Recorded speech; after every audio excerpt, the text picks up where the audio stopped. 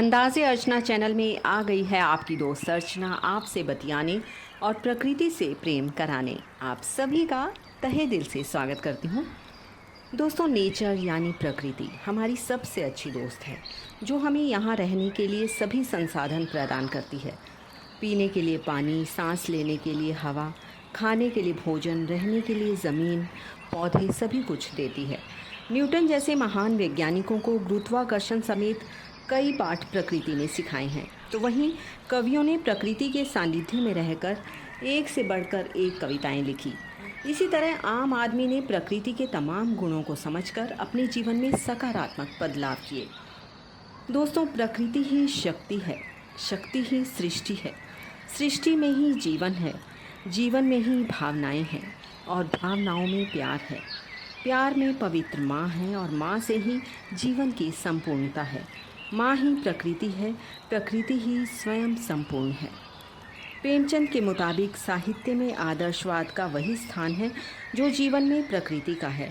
सबसे महत्वपूर्ण बात यह है कि नेचर में हर किसी का अपना महत्व है। एक छोटा सा कीड़ा भी प्रकृति के लिए उपयोगी है, जबकि मत्स्य पुराण में एक वृक्ष को 100 पुत्रों के समान बताया गया है। इसी कारण हमारे यहाँ वृक्ष पूजने की सनातन परंपरा रही है। पुराणों में कहा गया है कि जो मनुष्य नए वृक्ष लगाता है वह स्वर्ग में उतने ही वर्षों तक फलता फूलता है जितने वर्षों तक उसके लगाए वृक्ष फलते फूलते हैं। दोस्तों, अगर हम नेचर से प्यार करेंगे तो नेचर भी हमें प्यार करेगी। सुबह सुबह उठकर ताज़ी हवा का आनंद लीजिए, घास पर नंगे पांव चलिए, वृक्ष लगाइए, पानी की बचत करिए और एसी का यूज़ कम से कम करिए। जितना प्रकृति के साथ आप जुड़ सकते हैं उतना जुड़ जाइए। दोस्तों, मुझे एक चुटकुला याद आ गया नेचर से रिलेटेड। एक बार इंग्लिश के प्रोफेसर से एक स्टूडेंट ने पूछा कि सर, नेटूरे का क्या अर्थ है। प्रोफेसर साहब बड़े हैरान हुए। उन्होंने टालने के लिए कह दिया, कल बताऊंगा। पूरी डिक्शनरी छान मारी पर नेटूरे वर्ड नहीं मिला। अगले दिन फिर स्टूडेंट ने पूछा, सर, नेटूरे शब्द का अर्थ क्या है। अब सर को गुस्सा आ गया। उन्होंने लड़के से कहा कि मुझे नेटूरे की पहली स्पेलिंग बताओ। लड़के ने कहा NATURE। अब तो प्रोफेसर साहब का खून खोल गया। उन्होंने उस लड़के से कहा कि मुझे बेवकूफ़ बनाते हो। नेचर को नेटूरे कहकर तुमने मेरा जीना मुश्किल कर दिया था। मैं तुम्हें कॉलेज से निकलवा दूंगा।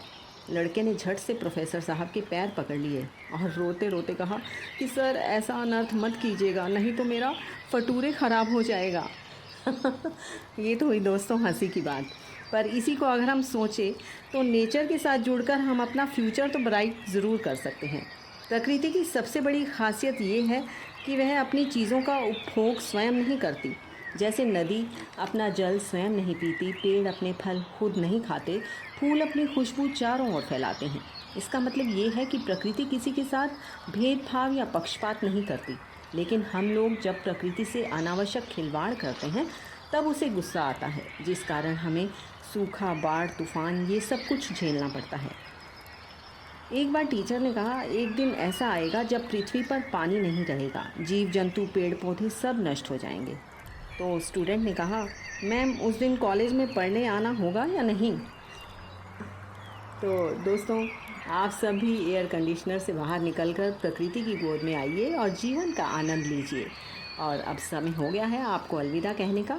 आप सभी का प्यार और सहयोग हमें भरपूर मिल रहा है और आगे भी इसे बनाए रखिए आपके अपने चैनल पर लाइक, शेयर और सब्सक्राइब करके। मिलते हैं अगली बार अगले पॉडकास्ट के साथ।